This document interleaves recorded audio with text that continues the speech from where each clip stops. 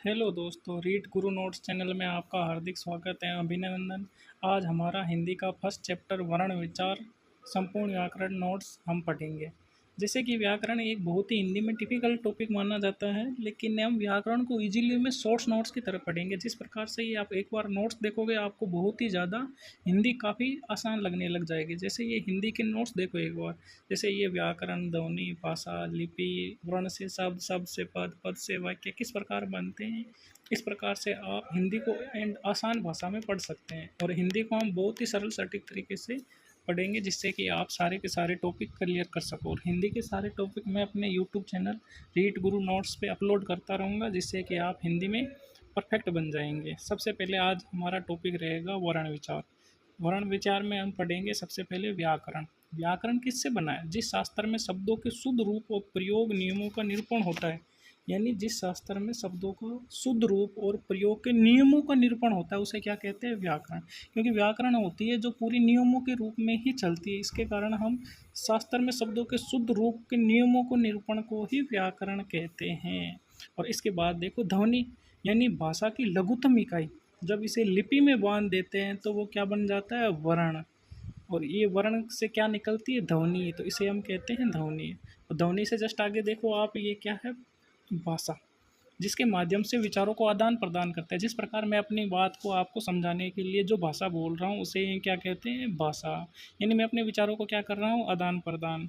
और नीचे देखो लिपि, यानी ध्वनि चिन्हों का प्रतीक व्यवस्था। हिंदी भाषा देवनागरी लिपि में लिखी जाती है। जिस प्रकार से मैं आपको ये हिंदी व्याकरण का फर्स्ट चैप्टर वर्ण विचार पढ़ा रहा हूँ, ये किसी न किसी भाषा में लिखी हुई है। कौन सी भाषा? हिंदी। और कौन सी लिपि में? देवनागरी लिपि में। जिससे क्या होती है? हम अपनी भाषा को आदान प्रदान करते हैं। यानी ये व्याकरण शुद्ध नियमों का रूप है। ध्वनि लिपि में बांध देते हैं, और भाषा विचारों का आदान प्रदान करते हैं। और कौन सी लिपि में? देवनागरी लिपि में। अब देखो, शुरू में देखो आप वर्ण, यानी उस मूल ध्वनि को कहते हैं जिसके खंड न हो सके। जैसे ए हा, ई है, ऊ है, ए है, ये सारे ही सारे क्या है? के, खे, गए। ये के दिखा, ये हलंत लगा हुआ है, यानी के प्लस ए नहीं, ये सिर्फ के है। यानी जो मूल ध्वनि को ही हम क्या कहते हैं? वर्ण। जैसे ए अनार, आ ई इमली, ये सभी क्या है? ए आ ई ऊ ए ई ओ, ये सभी तो वर्ण ही तो हैं, क्योंकि हम इनका टुकड़ा नहीं कर सके, हम खंड नहीं कर सकते, तो वो क्या है? सभी वर्ण हैं। और वर्ण के बाद में हम देखेंगे शब्द। अक्षरों से बनी स्वतंत्र साक्षर ध्वनि। यानी देखो, वर्णों से हम दो शब्द ले लेते हैं वर्ण। जैसे क ले लिया वर्ण, मैं ले लिया और ले लिया, यानी क मैल है, ये क्या बन गया? शब्द। इसी प्रकार अक्षरों से बनी स्वतंत्र साक्षर ध्वनि को क्या कहते हैं? शब्द। जैसे इसमें ऑप्शन ले रखा है कमल, जैसे लड़का। अब सबसे आगे बढ़िए। अब देखो पद, यानी शब्द का वाक्य में प्रयोग कर दिया जाए तो वह क्या बन जाता है? पद। जैसे श्याम गाना गाता है, तो श्याम का क्या पद में प्रयोग कर दिया ना, वाक्य में प्रयोग हुआ है, तो उसे क्या कहेंगे? पद। और फिर देखो वाक्य, पूर्ण विचार व्यक्त करने वाला शब्द समूह, यानी पूरे वाक्य के रूप में जो विचारों को व्यक्त कर दिया जाता है उसे हम क्या कहते हैं? वाक्य। और अब आगे देखो ये वर्णमाला। वर्णों के समुदाय को क्या कहते हैं? वर्णमाला। और वर्ण विचार क्या है? व्याकरण का वह भाग जिसमें वर्णों के आकार, भेद, उच्चारण तथा मेल से शब्द बनाने के नियमों का निरूपण होता है, उसे वर्ण विचार कहते हैं। अब आगे चलिए वर्णों के भाग। आपने देखा बार बार ये वर्ण आ रहे हैं। वर्ण किसे कहते हैं? वर्ण क्या चीज़ है? अब देखो, वर्ण को दो भागों में बांटा गया है। एक तो होता है स्वर, दूसरा होता है व्यंजन। इस प्रकार हम शॉर्ट नोट से पढ़ेंगे तो आपको बहुत ही ज़्यादा आसान हो जाएगी। ये जो शुरू में आपको ये लग रही है वर्ण क्या है, शब्द क्या है, पद क्या है, वाक्य क्या है, वर्णमाला क्या है, वर्ण विचार, जैसे जैसे आप पढ़ते जाओगे वैसे वैसे इन शब्दों से परिचित होते जाओगे। इसलिए आपको वीडियो में बने रहना है और सभी शब्दों को सुनना है, समझना है, जिससे आपकी क्या हो जाए? हिंदी स्ट्रॉन्ग एंड मजबूत हो जाए। अब देखो हम पढ़ेंगे वर्ण। वर्ण के कितने भाग हैं? दो। एक है स्वर, दूसरा कौन सा है? व्यंजन। सबसे पहले हम पढ़ेंगे स्वर। तो स्वर क्या? बिना अवरोध निर्वाध उच्चारण, यानी उसको में कोई शब्द बोलते हैं ना स्वर, तो उसमें कोई भी रुकावट पैदा नहीं होती है, उसे कहते हैं निर्बाध, यानी बिना अवरोध। जैसे मैं बोलता हूँ ए, इसमें कुछ उच्चारण में मतलब कोई रुकावट पैदा हुई नहीं हुई। आ, ई, ऊ, जैसे ए बोलो आप आसानी से, कोई रुकावट पैदा नहीं हो रही है, तो यही कह रहे हैं बिना अवरोध निर्बाध उच्चारण को क्या कहते हैं? स्वर। स्वतंत्र रूप से उच्चारण होता है, जैसे ये नीचे दिख रहे हैं ना, ए आ ई उ ऊ ऋ सी ए ऐ ओ औ, ये स्वतंत्र रूप से उच्चारण होता है, यानी कोई इसके साथ में दूसरा शब्द जुड़ा हुआ है ही नहीं, किसी दूसरे वर्ण की सहायता नहीं, यानी कोई दूसरा वर्ण इसमें जुड़ा हुआ है जो सहायता कर रहा है, नहीं जुड़ा हुआ है ना, तो यही से ही क्या कहते हैं? स्वर। अब एक बार आपको थोड़ा शुरू में मुश्किल लग रहा है, लेकिन जैसे जैसे आप एक बार पढ़ लोगे उसके बाद में दोबारा रिवीजन कराऊंगा तो आपको बहुत ही ज़्यादा आसान लगेगा। अब देखो, स्वर व्यंजन उच्चारण में क्या होते हैं? सहायक। ये आपने पढ़ा, यानी स्वर व्यंजन के उच्चारण में सहायक होते हैं। कैसे? जैसे मैं कहता हूँ काम, इसमें क्या है? के प्लस आ, यानी मैं, यानी काम का किससे बना है? के प्लस आ से बना है, तो वो क्या बन गया? का। तो यानी इस व्यंजन के उच्चारण में कौन से सहायता करते हैं? स्वर, क्योंकि उसके साथ कौन जुड़ा है? स्वर। और एक चीज़ ध्यान रखना, जो सभी स्वर होते हैं वो क्या होते हैं? अल्प प्राण। वो आपकी समस्या आ गई, अल्प प्राण क्या है, महाप्राण क्या है। तो इसीलिए मैं कहता हूँ जैसे जैसे हम वीडियो में आगे पढ़ते जाएंगे आपको सभी समझ में आ जाएगा। स्वर किसे कहते हैं, व्यंजन किसे कहते हैं, अल्प प्राण किसे कहते हैं, महाप्राण किसे कहते हैं, घोष किसे कहते हैं, सघोष किसे कहते हैं, यानी ये सारी की सारी चीज़ें आपको वीडियो में जैसे जैसे बने रहोगे, जुड़े रहोगे, आपको सारी समझ में आ जाएगी। अब हम पढ़ लेते हैं स्वर कितने हैं। वर्ण विचार में सबसे पहले देखते हैं स्वर कितने। स्वर कितने हैं? 11। कौन कौन से हैं? देखो, ए, आ, ई, बड़ी ई, ऊ, बड़ा ऊ, ऋषि, ए, ऐ, ओ, औ, यानी ये टोटल कितने हो गए? 11 स्वर हो गए। अब देखो इसमें मात्रा कितनी है, ये भी प्रश्न आया हुआ है आपके परीक्षा की दृष्टि से महत्वपूर्ण है। मात्रा है 10। देखो, ए में कोई मात्रा नहीं है, आ में ये डंडा है, ई में छोटी है, बड़ी ई में बड़ी की मात्रा, ऊ में फिर बड़ा ऊ, ऋषि, ए, ऐ, ओ, यानी इनमें मात्रा कितनी है? 10। लेकिन ध्यान रखना, ए में कोई मात्रा नहीं है, और व्यंजनों में मिलने पर यह चिन्ह हट जाता है। कौन सा? ये देखो, कै प्लस ए, जो मतलब कै बना हुआ है, ये देखो, ये इसमें थोड़ा नीचे दिख नहीं रहा होगा, तो ये देखो कै किससे बना हुआ है? कै हलंत प्लस ए। कै किससे बना हुआ है? कै हलंत प्लस ए, यानी जब ये कह रहा है कि व्यंजनों में मिलने पर, यानी कै हलंत प्लस ए मिलता है, तो जो ये हलंत है जो नीचे लगा हुआ है वो हट जाता है और क्या बन जाता है? कै। समझ में आया? चलो एक बार फिर से देख लें। वर्णों के भाग कितने होते हैं? 2। एक होता है स्वर, एक होता है व्यंजन। चलो इसको मिटा लेता हूँ जिससे आपको आसानी हो।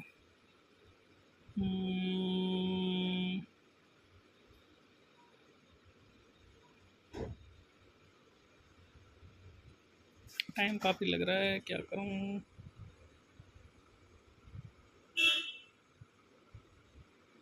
चलो आप देखो,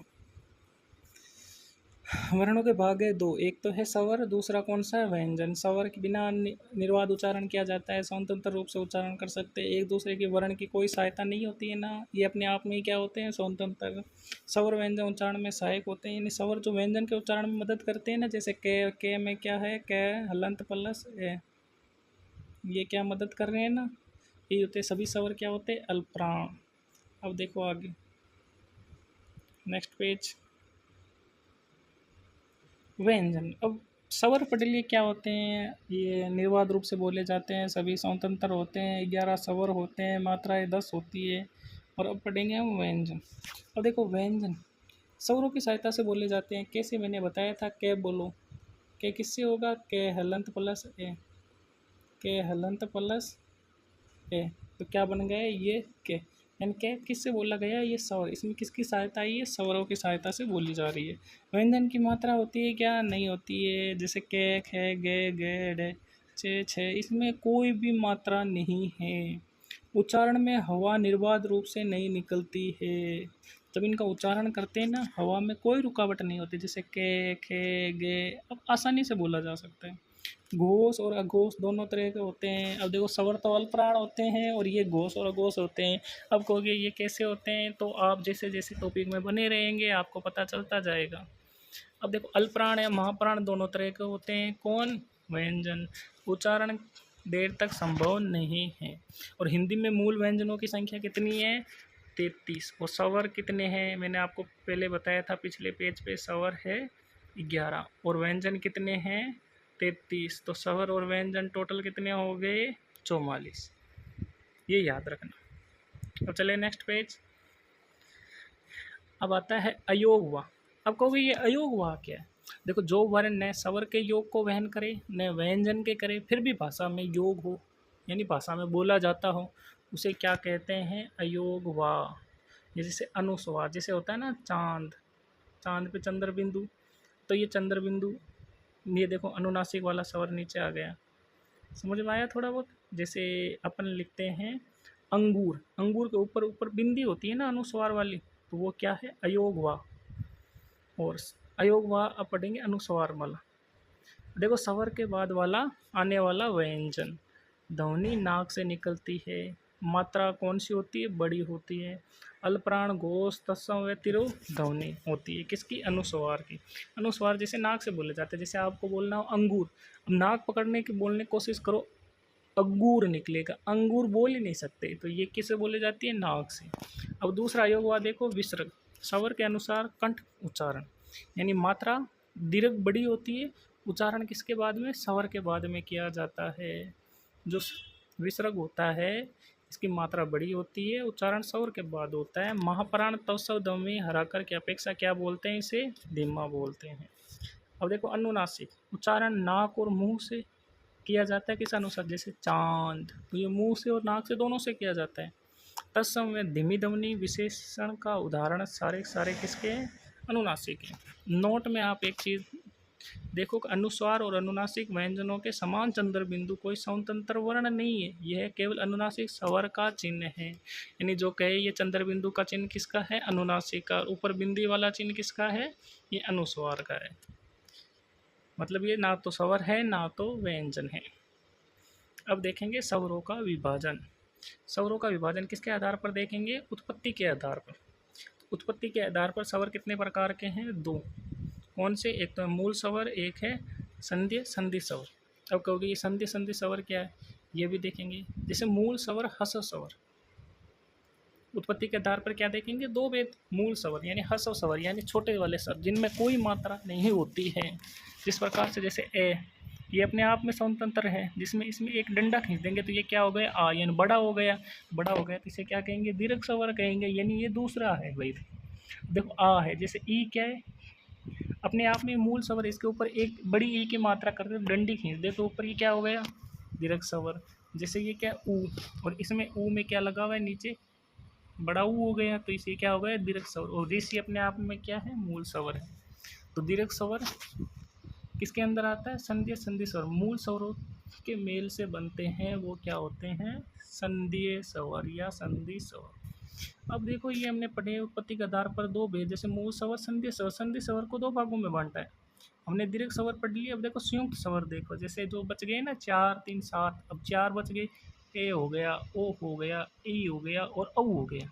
इन्हें क्या कहते हैं? संयुक्त स्वर। अब आगे देखते हैं स्वरों का विभाजन कालमान के अनुसार भी देखेंगे अभी।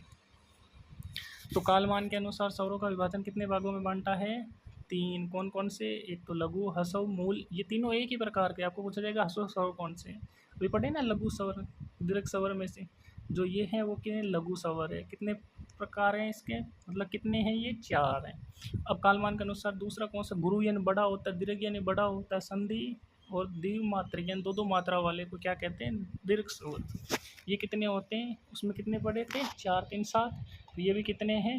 1 2 3 4 5 6 7, यानी ये कितने? 7। तो स्वरों का विभाजन 7 4 11 तो ही हो गए।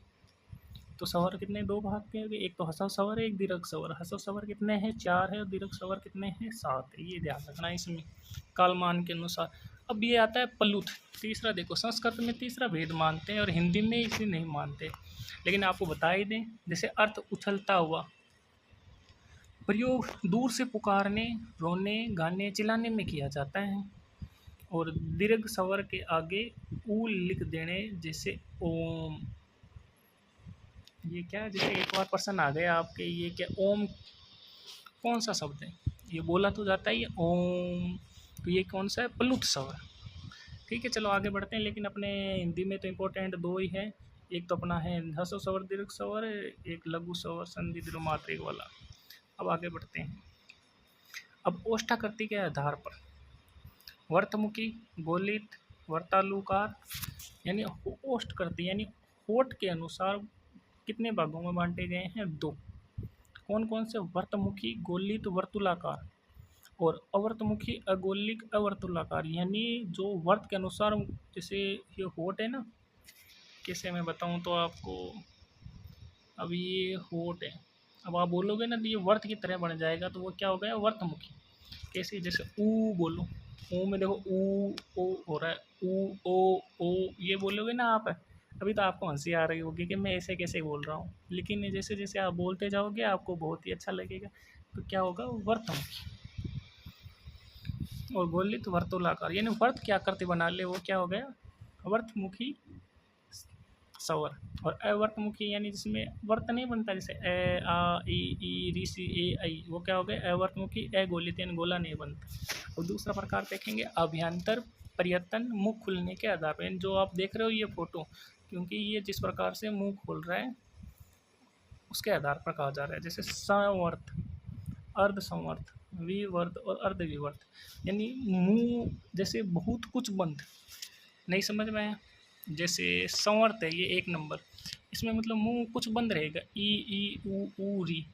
और अर्ध संवर्त आधा खुला रहेगा, ए ओ। विवर्त यानी अधिक खुला रहेगा, आ। और अर्ध विवर्त यानी ए आई ओ। यानी इस प्रकार से बोलोगे तो थोड़ा मुंह बंद, थोड़ा बड़ा मुंह बंद, थोड़ा ज़्यादा और बहुत ज़्यादा खुला हुआ मुंह। मतलब लगभग आधा खुला जो नीचे नीचे लिखा है वो अर्ध विवर्त है, अधिक खुला हुआ वो विवर्त है, आधा बंद है वो अर्ध संवर्त है, और को तो कुछ बंद है वो संवर्त है। तो ये हो गए अपने मुंह खुलने के आधार पर। अब चलेंगे अपन आगे। स्वरों का विभाजन। देखो स्वरों का विभाजन किस प्रकार से करेंगे? जब जीवा की स्थिति के आधार पर हम स्वरों को बांटेंगे, जीव के अनुसार। जीव के अनुसार यानी जीव के आगे ही आगे से जब बोलते हैं तो कौन सा निकलता है? देखो ई ए आई। और मध्य भाग में कौन सा बोला जाता है? ए। पस्त भाग में कौन सा बोला जाता है? आ ऊ ओ ऊ। आप एक बार ट्राई करके देख सकते हैं कि जैसे जैसे मैं शब्द बोल रहा हूँ ये स्वरों जीव की स्थिति के भाग के आधार पर बोले जा रहे हैं। जैसे आप बोलो एक बार ए, तो ए अपने जीव के मध्य भाग से निकल रहा है। आप ई बोल के देखो ई, तो ये जीव की क्या हो रहा है? ये आगे से निकल रहा है। और पीछे से ऊ, पीछे से आवाज़ करो ऊ, जीव से पीछे से आवाज़ आ रही है। तो ये हो गया स्वरों का विभाजन जीवा के आधार पर। अब हम देखेंगे जाति के आधार पर। आप कहोगे ये वर्ण विचार वाला टॉपिक काफ़ी लंबा चौड़ा लग रहा होगा आपको, लेकिन ये आपके पेपर में इम्पोर्टेंट है। जो मैं पढ़ा रहा हूँ ना, ये अभी कितने पेज पढ़ लिया अपन ने। देखो व्याकरण क्या है, ध्वनि क्या है, लिपि किसे कहते हैं, भाषा क्या है, वर्ण से शब्द बना, शब्द से पद बना, पद से वाक्य बना। और जो वर्णों के कितने भाग है? 2। एक है स्वर, ये दूसरा कौन सा है? व्यंजन। स्वर कितने हैं? 11। व्यंजन कितने हैं? 33। टोटल कितने हो गए? 44। अयोग हुआ क्या है? जो अनुस्वार है, जो चंद्र बिंदु, जो अनुनासिक है, जो विसर्ग है, ये सभी क्या है? अयोग हुआ है। स्वरों का विभाजन उत्पत्ति के आधार पर कितने भागों में देखा? 2 भागों में। एक मूल है, दूसरा संधि स्वर है। ये आपके सारे पेपर में प्रश्न आए हुए हैं। और स्वरों का विभाजन कालमान के अनुसार भी देख लिया, लघु, दीर्घ और प्लुत। प्लुत ओम, ओम किस में आता है? प्लुत में आता है। फिर ओष्ठ के अनुसार देखा, जैसे वर्ताकार बनता है। और अभ्यंतर मुंह खुलने के आधार पर भी देख लिया, संवर्त, असंवर्त, विवर्त, अर्धविवर्त। और जीव की स्थिति के अनुसार भी हमने पढ़ लिया। अब जाति के आधार पर ये इतना इम्पोर्टेंट तो नहीं, लेकिन एक बार हम छोड़ देते हैं इसको। तो देखेंगे व्यंजनों का विभाजन एक दृष्टि में। अब देखो हमने स्वर पढ़ लिए ना, 11 स्वर हमने सारे के सारे देख लिए। जीव के अनुसार आगे कहाँ से बोले जाते हैं, पीछे। ओष्ठ के अनुसार कहाँ से बोले जाते हैं। जिस प्रकार से हम देखेंगे व्यंजन, व्यंजन को एक बार देख लेते हैं। जैसे स्पर्श व्यंजन कितने हैं? सीधे पेपर में प्रश्न आता है, 25। अंतस्थ व्यंजन कितने हैं? 4। उसम व्यंजन कितने हैं? 4। संयुक्त व्यंजन कितने हैं? 4। तो टोटल कितने हो गए? देखो 25 + 4 29 + 4 33, और ये 4 कितने हो गए? 37। अब कहोगे अपने तो व्यंजन कितने पढ़े थे? 33, और ये कितने हो गए? 37। ऐसे कैसे हो गए? तो बताऊंगा मैं। व्यंजन कितने, जो ये है 4, ये व्यंजन है संयुक्त व्यंजन। लेकिन एक बार आप पढ़ लो, मैं बाद में बता दूंगा कौन कौन से हैं। तो सबसे पहले पढ़ेंगे स्पर्श व्यंजन। यानी देखो क की लाइन, एक क की लाइन में 5 होते, क कबूतर, ख खरगोश, गे गमला, गे घड़ी और हणे घर खाली। और च चम्मच में भी कितनी लाइन है, 5। 5 और 5 कितने हो गए, 10। और ट टमाटर में 5, ट तरबूज में 5 शब्द, और पे पतंग में 5, यानी 5 5 5 5 और पे पतंग में 5 कितने हो गए, 25। तो टोटल कितने स्पर्श व्यंजन होते हैं, 25। अब पढ़ेंगे अंतस्थ व्यंजन। अंतस्थ व्यंजन कितने हैं, 4, क्योंकि मैं के बाद में आता है ये रे ले वे, तो ये 4 शब्द भी क्या है, व्यंजन है, अंतस्थ व्यंजन। और उसके बाद में देखो ये उसम व्यंजन, जो से है ना, ये उसम व्यंजन है। हम पढ़ेंगे आगे जैसे जैसे धीरे धीरे बढ़ते जाएंगे, लेकिन आपको तो एक बार यही देखना है व्यंजन के विभाजन कितनी दृष्टि में क्या है, स्पर्श व्यंजन जो कैसे मय तक है, उसके बाद में अंतस्थ व्यंजन, उसके बाद उसम व्यंजन, उसके बाद में संयुक्त व्यंजन। अब लोग आ गए हम स्पर्श व्यंजन। आप कह रहे थे ना स्पर्श व्यंजन 25 कौन से हैं, सोच रहे होंगे कि सर ने पढ़ा दिए क्या हुआ। तो अब देखो हम स्पर्श व्यंजन देखेंगे कितने वर्ग है, 5। 5 व्यंजन प्रत्येक में 5 होते हैं, जैसे कै खे गे गेट, 5 इसमें, 5 इसमें, 5 इसमें, 5 इसमें, टोटल कितने हो गए, 25। कितने वर्ग है, जैसे कै वर्ग, चे वर्ग, टे वर्ग, तय वर्ग, 5 वर्ग, 5 वर्ग में 5, 25 हो गए ना। लेकिन हिंदी में मूल रूप से 16 व्यंजनों को ही स्पर्शी व्यंजन माना गया है, क्योंकि चय वर्ग इस पर संघर्षीय है और पंचमाक्षर नासिकीय है। समझ में आया कुछ। लेकिन हिंदी में मूल रूप से इस पर व्यंजन कितने माना गया है, 16, लेकिन है कितने, 25। जैसे आपके प्रश्न आ गया, अब आप कैसे आंसर दोगे बताओ मेरे को। हिंदी में स्पर्शी व्यंजनों की संख्या कितनी है, आप कितने बताओगे। ये नोट में क्या लिखा है, 16 है हिंदी में माना गया। लेकिन जब 16 भी ऑप्शन में हो, 25 भी ऑप्शन में हो, तो क्या करोगे, 16। यदि ये 16 विकल्प न हो तो कितना मानना है, 25। और समझ में आ गया स्पर्श व्यंजन किसे कहते हैं, क्योंकि ये परीक्षा की दृष्टि से आपके लिए बहुत इंपॉर्टेंट है। अब आगे चलते हैं। अंतस्थ व्यंजन क्या पढ़े थे, अंतस्थ व्यंजन यानी ये रेलवे में पढ़े थे ना, तो वो कौन से व्यंजन हैं, अंतस्थ व्यंजन। ये कितने हैं, 4 है, ये रे ले वे। इसके बाद में पढ़े थे संघर्ष, से संघर्ष कैसे कहते हैं, यानी संघर्ष होता है इसमें, एक बार बोलना से, तो अंदर देखो शब्दों को संघर्ष हो रहा है, तो इसलिए क्या कहते हैं, संघर्ष। स्पर्श व्यंजन यानी स्पर्श संघर्ष, चे छे जे, यानी स्पर्श भी हो रहा है जीवा के और संघर्ष भी करें, चे, इसे क्या कहते हैं, स्पर्श संघर्ष व्यंजन। ये भी कितने हैं, 4, क्योंकि हमने 5 माना था, और 5वां शब्द ये नासिकी है। नासिक व्यंजन जो 500 पीछे वाले शब्द क्या है, नासिक, अड़े, अणे, अणे, ने और में, ये नाक से बोले जाते हैं, इसलिए इन्हें क्या कहते हैं, नासिक व्यंजन। और पार्श्विक व्यंजन किसे कहते हैं, ले। जैसे ले बोलोगे नहीं, यानी जीभ के साइड के यानी बगल से, पास से होकर हवा निकलेगी, इससे पास से क्या हो गया, पार्श्विक व्यंजन। कौन सा है, ले। पर कंपित या कंपन या लुंठित व्यंजन किसे कहते हैं, जैसे रे, एक बार रे बोलो, जीभ से कोशिश करो रे, तो आपके जीभ से क्या हो रही है, रे, कंपन हो रहा है ना, तो इसे क्या कहते हैं, प्रकंपित कंपन व्यंजन। अब आगे चलते हैं। उच्ची व्यंजन, ताड़न जात व्यंजन, ये द्विगुण व्यंजन, द्विस्पर्श व्यंजन कितने, आपके पेपर में सीधा ही प्रश्न आएगा, 2, डे और डे, ये इतना इंपॉर्टेंट नहीं है। और विशिष्ट व्यंजन कौन से हैं, जैसे केला होता है ना, तो केड़ा, अड़ा क्या, लड़े क्या, यही वाला लड़े है। अब आगे चलते हैं। अब देखो घोष तत्व के आधार पर आपने पहले पढ़ा होगा, व्यंजन घोष और अघोष दोनों होते हैं, स्वर अल्पप्राण होते हैं। तो अब ये आगे अघोष और घोष कौन कौन से होते हैं। देखो अघोष, स्वर तंत्र या झंझकृत नहीं होती है, केवल श्वास का उपयोग किया जाता है, नहीं समझे। यानी आप इसे बोलोगे तो इसमें जो कंठ है ना, ये सीधे ही बोल सकते हो, झंकृत नहीं होती है। और घोष में क्या होता है, इसमें झंकृत होती है, नाद यानी नाक का भी उपयोग किया जाता है। जैसे आप बोलोगे, उदाहरण के तौर पे देखो, जो 5 वर्ग बताए थे ना, कै वर्ग, चे वर्ग, टे वर्ग, तय वर्ग, पे वर्ग, इनके पहले दूसरे फर्स्ट और सेकंड शब्द आएगा। जैसे कै खे, झंकृत नहीं हो रही है ना, जैसे चे चे, टे ठे, ते थे, पे फे, तो ये फर्स्ट और सेकंड वर्ण क्या है, अघोष। और से है क्या है, ये भी अघोष, यानी जो संघर्षी व्यंजन है से तीन, और ये फर्स्ट सेकंड शब्द ये क्या है, सभी अघोष हैं। और अघोष है तो घोष कौन कौन है, कौन से, तीसरा चौथा पांचवा वर्ग का प्रत्येक का कौन सा, जैसे गे गेड़, जय जय, डे ढैण, ते धैन, बे बे, ये रे ले वे है, डे डे, और सारे के सारे स्वर, ये सभी क्या है, अघोष हैं। समझ में आया, यानी तीसरा चौथा पांचवा और ये रे ले वे है, डे डे, और सारे के सारे 11 सवार, ये सभी क्या है, घोष।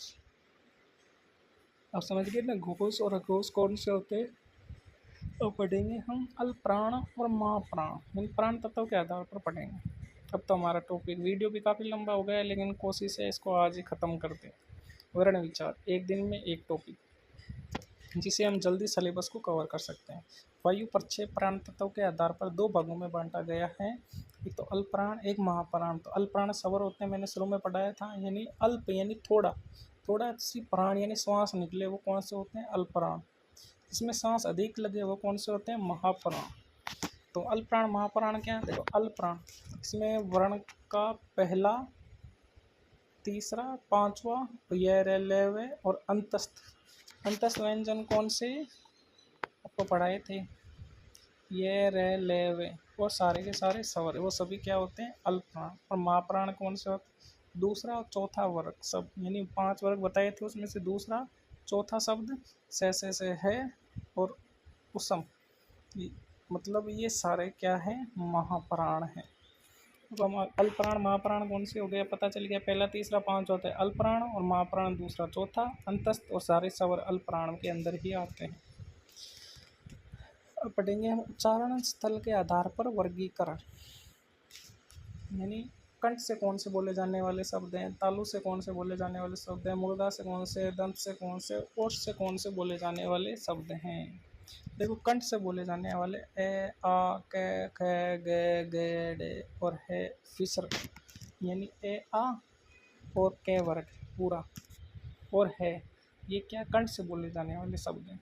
और तालु से बोले जाने वाले ई चे, छे, जे, जे, ये, यानी चे वर्ग आ गया इसमें पूरा, तीसरे में टे वर्ग आ गया, चौथे में ते वर्ग आ गया, पांचवें में ये पे वर्ग आ गया। समझ में, ये तो सीक्वेंस से हो गया कै वर्ग।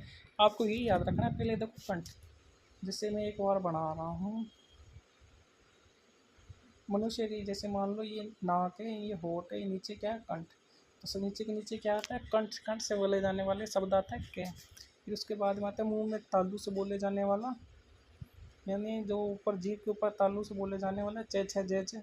और फिर दो मुर्दा, यानी तालु के जस्ट पीछे से बोले जाने वाला शब्द क्या है, मुर्दा, यानी टे वर्ग तीसरा आ जाएगा। फिर चौथा बाहर आ जाना वापस दांत, तय वर्ग। और होठ से बोले जाने वाला शब्द है फिर पे। और इस और इसके अंदर स्वर भी देखना, ए आ पहले, ई बाद में, और जीसी, और इसमें आ गया ऊ। तो ये आपके पेपर में सीधे ही प्रश्न आते हैं कि तालु से कौन से बोले जाने वाले शब्द हैं, कंठ से बोले जाने वाले कौन से स्वर या व्यंजन हैं। इस प्रकार से आपके पेपर में प्रश्न आते हैं। और चलते हैं आगे, दो दो उच्चारण स्थल वाले वर्ण, यानी कंठ और तालु से दोनों जगह से बोले जाने वाले शब्द कौन से हैं। कंठ और ओष्ठ, यानी होठ, कंठ और होठ से बोले जाने वाले शब्द। दंतोष्ठ यानी दांत और ओठ, ओठ से बोले जाने वाले। वर्तस ये शब्द कौन से, अलजीवा का कल कौन से। अब देखो ए ऐ यानी कंठ तालु दोनों से मिश्रण होकर शब्द बोले जाते हैं। ये पेपर में सीधे प्रश्न आता है, यानी ओ औ का उच्चारण स्थान कहाँ है, नहीं उच्चारण स्थान कौन सा, ऑप्शन में आ जाएगा कंठ तालु कंठोष दंतोष्ठ वर्तस, तब आप पढ़ सकते हैं। इसलिए आपको ये याद करना पड़ेगा, कंठोष्ठ ओ औ, और दंतोष्ठ व और वत्रस न रल से और है। जिसे कंठ नासिका एक ध्यान रखना, अणय किससे बोला जाता है, ये कंठ नासिका। और तालु नासिका से बोले जाने वाला न, ओष्ठ नासिका से बोले जाने वाला मैं, और कंठ अलजीवा से बोले जाने वाला है। महत्वपूर्ण बिंदु ये इंपॉर्टेंट है। देखो ए को उदासीन स्वर कहते हैं, पेपर में सीधा प्रश्न आ गया है कि उदासीन स्वर किसको कहते हैं, ए को कहते हैं। वर्ण के उच्चारण में लगने वाले समय को क्या कहते हैं, कालमान कहते हैं। यानी जो वर्ण बोलते हैं, शब्द बोलते हैं, जो उसमें समय लगता है उसे कालमान कहते हैं। द्विव तत्व यानी कालमान को मात्रा कहते हैं। मात्रा जो शब्द में समय लगते हैं उसे कहते हैं द्विव तत्व। यानी दो समान व्यंजनों का साथ साथ प्रयोग होता है उसे क्या कहते हैं, द्विव तत्व। जैसे दो व्यंजन कैसे पे कै का, पक्का है ना, दो तत्व एक जैसे हो गए, पक्का, पे कै आधा और फिर कै पूरा, यानी दो शब्द एक जैसे, जैसे मुक्का। अब आगत ध्वनि यानी अरबी फारसी का प्रयोग किया जाता है, इसमें कै ख ग जे, अंग्रेजी का आ ओ उ, और उच्चारण बदलाव ए आई ओ। संस्कृत में ये जो बदलाव हुए हैं, जैसे ए को ऐ कहते हैं, ओ औ को अ व कहते हैं, यानी समझ, ए आई यानी उच्चारण बदलाव इस प्रकार से हो गए। नियम, दो मापराण व्यंजनों को उच्चारण एक साथ नहीं होता है और संयुक्त व्यंजन के पूर्व हस्व सर्व झटके के साथ में बोला जाता है, ये भी ध्यान रखना। ये आपके लास्ट जो मैंने पढ़ाया है एक बार फिर से देख लो। मैंने आपको स्वर कितने बताए हैं, 11। अयोग वाक्य कितने बताए हैं, 2। कौन सा अयोग वाक्य, एक तो विसर्ग वाला और एक ये बिंदी वाला। मूल व्यंजन कितने हैं, 33। संयुक्त व्यंजन कितने हैं, 4। कौन से, क्षत्रिय वो वाले बताए ना, उचित व्यंजन डे और डे, और एक बताया था ये विशिष्ट व्यंजन अल्ले। टोटल कितने, 53। वर्तमान में हिंदी वर्णमाला में कितने वर्ण माने गए हैं, 53। ये आपका हो गया चैप्टर खत्म। एक बार फिर से देखना चाहते हो तो एक बार फटाफट रिवीजन करके देख लो। अब मैं फटाफट बताऊंगा। सबसे पहले हमने देखा व्याकरण, फिर ध्वनि, फिर लिपि और फिर भाषा, फिर वर्ण पढ़ाए। वर्ण से क्या बनता है, शब्द, सबसे पद, पद से वाक्य। और वर्णों को दो भागों में बांटा है, एक तो स्वर में, एक व्यंजन। यानी स्वर किसे कहते हैं, ए आ ई उ, 11 स्वर होते हैं। व्यंजन कितने होते हैं, 33 होते हैं। ये 33 मैंने बता दिए। अयोग वाक्य कौन से होते हैं, एक तो ये अनुस्वार वाला और एक ये विसर्ग वाला, ये दो क्या है, अयोग वाक्य है। स्वरों को विभाजन उत्पत्ति के आधार पर दो भागों में देखा था हमने, एक संध्या संधि स्वर, एक मूल स्वर। मूल स्वर जो बिना मात्राओं के होते हैं, जो आसानी से बोले जाते हैं। और स्वरों का विभाजन कालमान के अनुसार 3 देखे थे, लघु, गुरु और पल्लुत, ओम वाला। और ओष्ठ के आधार पर दो, जो वर्तमुखी ओष्ठ बोला जाता है, एक अवर्तमुखी यानी जो गोला नहीं बनता है। अभियंता पर्यंतन के आधार पर भी, मुंह खुलने के आधार पर भी देख लिया था हमने। स्वरों का विभाजन जीभ से कहाँ उत्पत्ति होती है, कौन सा स्वर बोला जाता है, कौन सा नहीं, वो भी हमने पढ़ लिया है। ये जाति के आधार पर हमने छोड़ा दिया था। व्यंजनों का विभाजन एक दृष्टि में देखा था ना, व्यंजन कितने होते हैं, सीधा प्रश्न आ गया। स्पर्श व्यंजन 25, अंतस्थ व्यंजन 4, उपसम व्यंजन 4, संयुक्त व्यंजन 4, और नीचे कौन कौन से ये भी इसमें लिखे हैं। स्पर्श व्यंजन कौन से हैं, कै चे टे ते पे, 5 वर्ग होते हैं, लेकिन स्पर्श व्यंजन हिंदी में 16 माना गया है, और 5, और ये है ना चे छे चे चे, ये नहीं माने गए हैं, जिससे इस पर संघर्ष आ गया है। ये अंतस्थ व्यंजन देख लिए कितने, 4 होते हैं, यह रेले हुए, और संघर्षी व्यंजन से है, और इस पर संघर्षी, नासिक या पारसी। और उच्छित व्यंजन डे ढे देख लिए। घोष, घोष हमने पढ़ लिया। अल्पप्राण, महाप्राण पढ़ लिया। ये उच्चारण के स्थान के आधार पर ये बांटे गए, ये आपको याद करना ही पड़ेगा, ये भी आपको याद करना पड़ेगा। महत्वपूर्ण बिंदु पढ़ा ही दिए। और ये हिंदी वर्णमाला का गणित में देखें हमने, 11 स्वर, 2 अवयव, मूल व्यंजन 33, संयुक्त व्यंजन 4, उच्छित व्यंजन 2 और विशिष्ट व्यंजन 1। इस प्रकार से हमने 53 वर्ण मानक गए हैं हिंदी वर्णमाला में। और आज का चैप्टर हम समाप्त करते हैं। नेक्स्ट टॉपिक जल्द ही मैं लेकर आऊँगा, संज्ञा। संज्ञा टॉपिक हमारे अपने रीट गुरु नोट्स में मिल जाएंगे। दूसरा सेकंड पार्ट है संज्ञा, जिसे मैं और भी इससे आसान भाषा में पढ़ाने की कोशिश करूँगा और आपको जल्दी समझ आ जाए। लेकिन एक बार आपको समझ में नहीं आएगा, दूसरी बार वीडियो और सुनोगे तब आपको यही टॉपिक बहुत आसानी से लगेगा। और इसके साथ साथ आपको याद भी करना है, जिससे कि आप इसको और भी ज़्यादा मजबूत कर सको। तो आज के लिए बस इतना है। ठीक है, बाय बाय।